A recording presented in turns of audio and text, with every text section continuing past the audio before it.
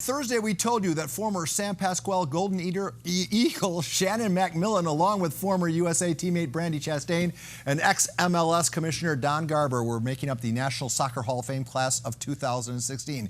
And it is my great honor to take you into, oh, it's not her living room, it's her backyard. Shannon MacMillan, back on the KUSI airwaves. Shannon, can you hear me? I can hear you. Thank you for allowing us onto your property, for starters, and congratulations. Tell us how you learned about your immortalization. Oh, first of all, thank you for having me, and thank you for sending Joaquin up here to my house instead of making me come all the way down there. But I actually received a call last week from Sunil Gulati, who's the president of U.S. Soccer, and he let me know that I was chosen to go into the Hall of Fame, but it was something I had to sit on for a full week, and I didn't even know the other two that I was going in with. That's how top secret it's been. Wow, it wasn't that long ago you were kicking the soccer ball around North County on the campus of San Pasqual. Did you ever dream of the Hall of Fame career that you have enjoyed?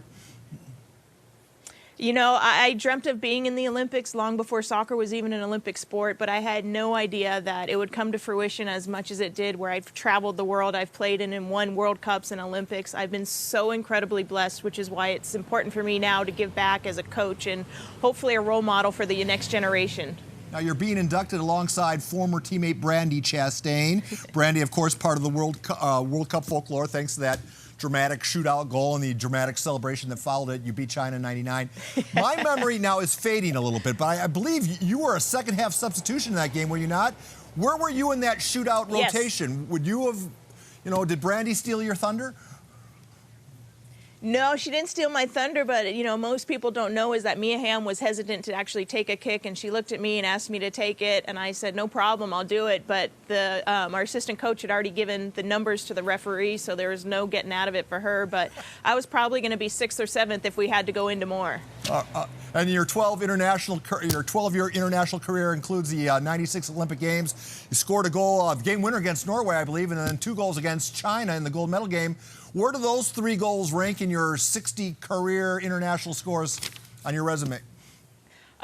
They're definitely right up there at the top, especially for 96. That's when I really broke into the national team, and I was a starter for the entire Olympics up to that semifinal game against Norway when we changed our tactics. So to come off the bench and receive a beautiful pass from teammate and good friend Julie Foudy in golden goal overtime to end the game and put us into the gold medal was definitely probably the top goal. That team and that run was largely credited with the soccer explosion we're enjoying here in the States. It even created a women's professional league.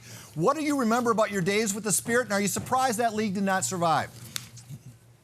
Oh, we were so disappointed that it didn't survive, because it was like being in college again without the classwork, especially for me, having grown up in San Diego and started everything here.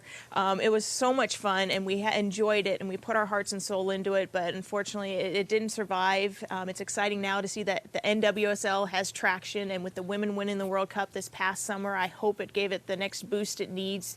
We need to get a team in San Diego again and get everybody out there supporting it. Before we let you go, you are now the director of operations for the Carmel Valley Sharks. Is it easy to spot future Olympians? I wish.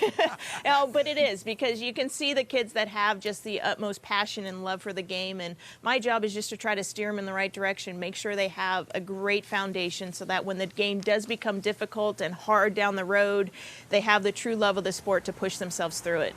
All right, well, Shannon, we'll let you start working on your acceptance speech. Thank you very much for spending part of your Friday with us. We really enjoyed the chat.